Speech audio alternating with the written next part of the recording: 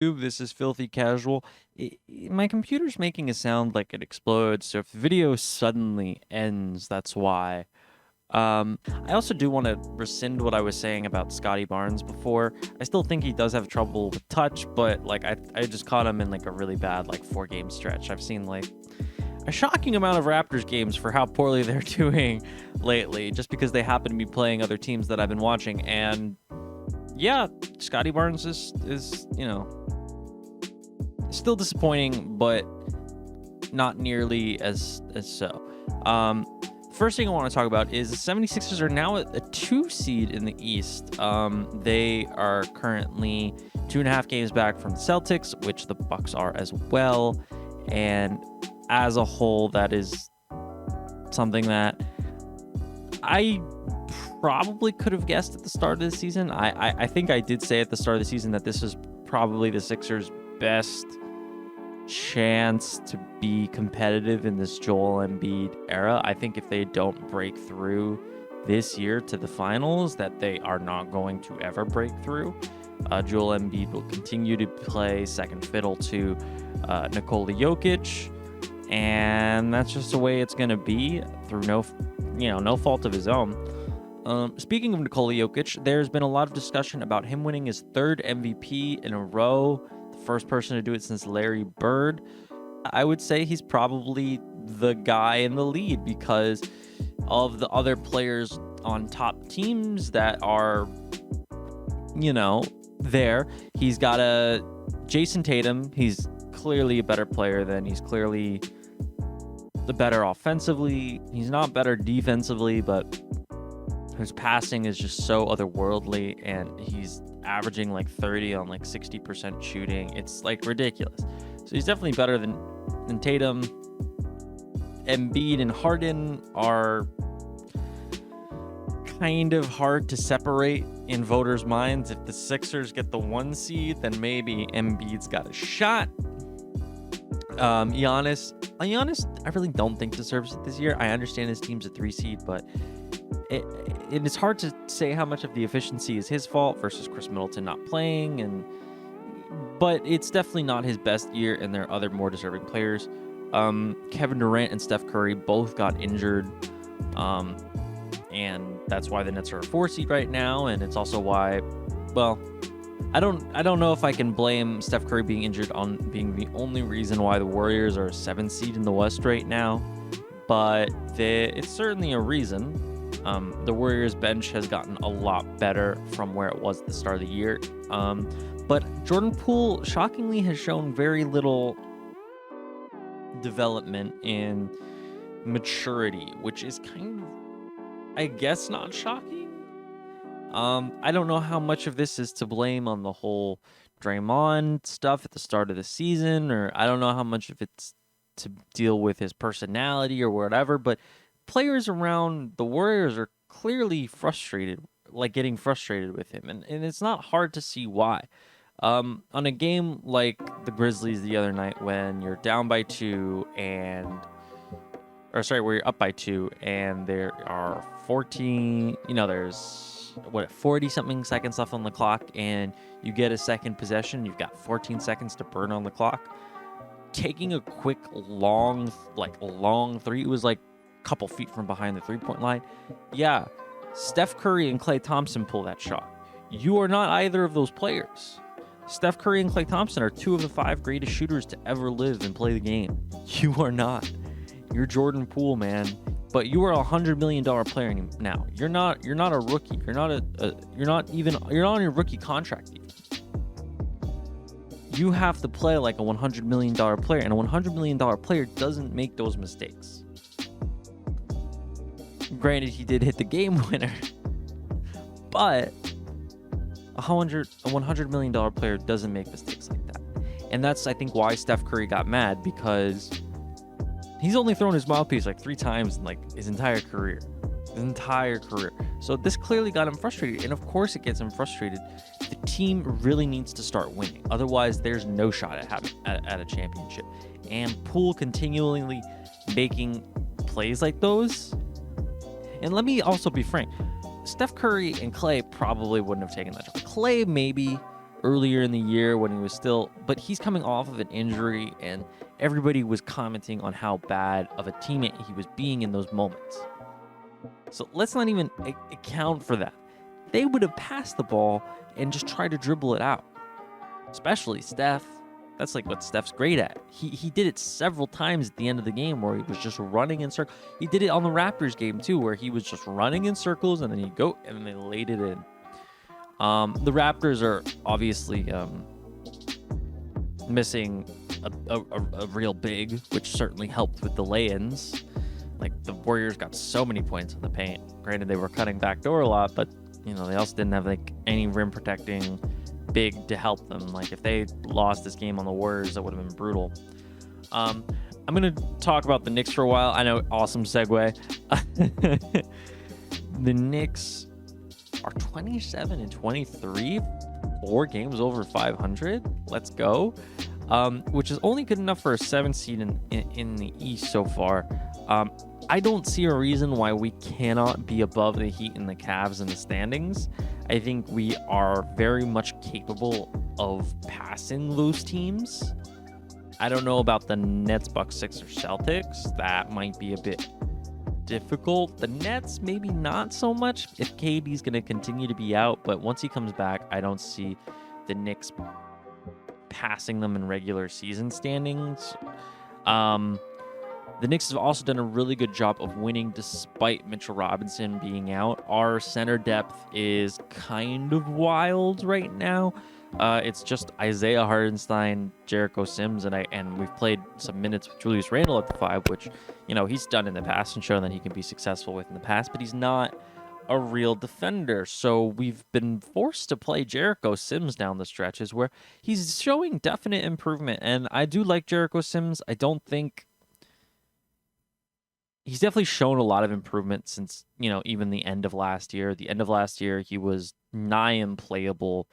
And I think he can be a contributor on some nights. I think there are nights where he isn't smart with his defensive rotations, and which is something he's still getting better at. And he also doesn't he really wants the highlight block. He's so athletic. He's got such a quick jump and such a quick second jump that he's quick to go into the air instead of just putting his hands up, which is kind of all you need to do when you're that big, especially when you've got such a quick jump. Like, you can jump after the guy already leaves his feet and then contest a shot. And if he shoots it over you, sure, he shot it over you. It happens.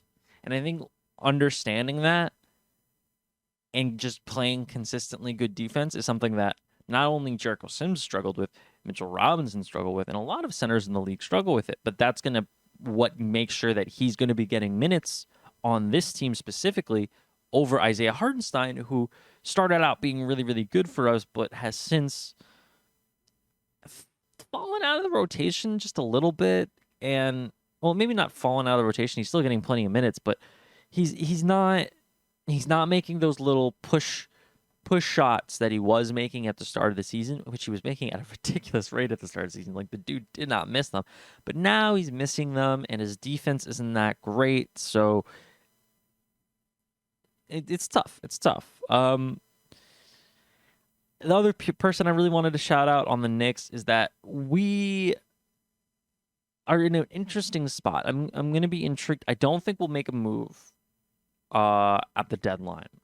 And if we do, I will be kind of surprised, because the people that they're looking to, people are looking to get at the deadline is quickly, and I think if we were to trade anyone, it would be Cam Reddish, which has nothing to do with how good the player is, which is kind of weird, but Cam Reddish really would be nice for the Knicks to have. Like, another scorer, he can theoretically defend. But for whatever reason, since the injury, he hasn't been able to get back in the lineup. And we've got a lot of, players eating up cap that aren't contributing. Think of Evan Fournier. Think of Cam Reddish. These guys are on our bench, not really doing much. So if we could maybe package quickly with one of them, we could maybe get a really good player. We've got some first round picks. What does quickly Cam Reddish and a pick get us? I would say a really, really good player. Like that seems to me like the starting of like a legitimately good deal. But I don't really want to get rid of quickly. I don't really want to get rid of Quentin Grimes. So if you take those players out, I mean, unless we're getting like a really good player back, like I want like an upside trade that comes with like a strong player. And that's a difficult thing to pull off. So I don't think making a move now is our smart move. I think waiting until the off season, unless all the shenaniganry around the Rudy Gobert trade has died down and we can actually get like a normal ass fucking deal for someone. I kind of went off the Jokic MVP thing, but yeah, like as of this moment, he's the MVP. I don't really think there's much of an argument about it. Like Luka is on a 6 seed. It really depends on where the standings end up, because yeah, Curry was out for 11 games, right? But if the Warriors end up passing the Kings and they're a top 3 seed, maybe they give it to Steph. Same thing with the Mavs. If the Mavs end up as a top 4 seed, you know, Luka could get it. I find it hard to believe that Zion would get it just because there's so much other talent on that team. And he hasn't been, you know, he's not like Steph where he's had a history of MVP. You know, like it's like one of those. The other thing that I kind of wanted to briefly touch on is that the Suns have been trash without Devin Booker, although they've also had other injuries and whatnot. But I just wanted to say, holy shit. Although we kind of knew this was going to happen as Chris Paul aged, but you know. And then the Timberwolves. The Timberwolves are above 500 for like the first time in like 3 months, 4 months. Like it's been a long time since the Timberwolves were last 500, and they're an 8 seed. I think a lot of people, myself included, had kind of counted them out after the way they started the year with the Rudy Gobert stuff. There was a lot of talk. D'Angelo Russell was like, "Oh, you can't use my talents, trade me." There's a lot of stuff going on, and the Timberwolves are back in the mix. And on the flip side of that, the Jazz and the Blazers falling out. And the Jazz and the Blazers, I'm sad. I'm more sad about the Blazers and the Jazz. The Jazz, I think we always kind of expected this to happen. It's unfortunate because if they continue to fall, Lauri Markkanen, I mean, I find it hard to believe he wouldn't get the nod even if they were at 12 seed just because of how well he's played. But like 1 through 13 in the West are competing for a spot, and it's like close, which means, you know, the Clippers, for example, who are a 5 seed right now, they could end up as like the 13 seed. Like realistically, anyone as close to the 4 seed, like the Pelicans, I think, or the Kings. You know, there's a 5-game difference between the Kings and the Lakers, which is a lot. 5 games is no small amount. But if the Kings lose like 3 games and the Lakers win like 3 games, which is, you know, once AD comes back, you know, maybe Sabonis or Fox misses a couple, like 2 weeks within some freak incident, suddenly the Kings are not the 3 seed anymore. Now, I find it hard to believe that the Kings will fall all the way to 13, but the Lakers could theoretically still climb all the way to 3. Theoretically. Which is kind of wild at this point in the season that it's that close between 13 and 3. I think the only teams that are like locks in the West at this point are Nuggets and Grizzlies. And they're by far the best teams in the West. I would say the Warriors when they get their shit together, but I haven't seen them get their shit together yet, so they don't count. In the East, it's far more clear. In the East, you've got, you know, the Celtics, the Bucks, the Sixers, the Nets that are, like, in my opinion, clear cut above the rest. And the Nets without KD are obviously not in that discussion. But I would also say that the Bucks are kind of lagging behind for me in this group as far as, if you would ask me at the start of the season, I would say either the Celtics or the Bucks. I think that's what I did say. But I'm having a little bit of second guesses with the Bucks. I don't really see them beating a lot of these teams in a 7-game series. Maybe the Sixers or the Nets because they just like have some like wild mentality type thing going on with them. But I don't really see them beating any of these other teams. Although maybe the Celtics, because the Celtics aren't really like an up and down team like the Bucks are, and the Bucks have great half-court offense. So that might be more of a matchup thing. And we saw that where Giannis kind of took them very, very far in the playoffs, kind of on his own. That's all I wanted to say. This doesn't really have a point. That was 17 minutes. Wow, that was quite the ramble. Leave a like, subscribe, all that good stuff.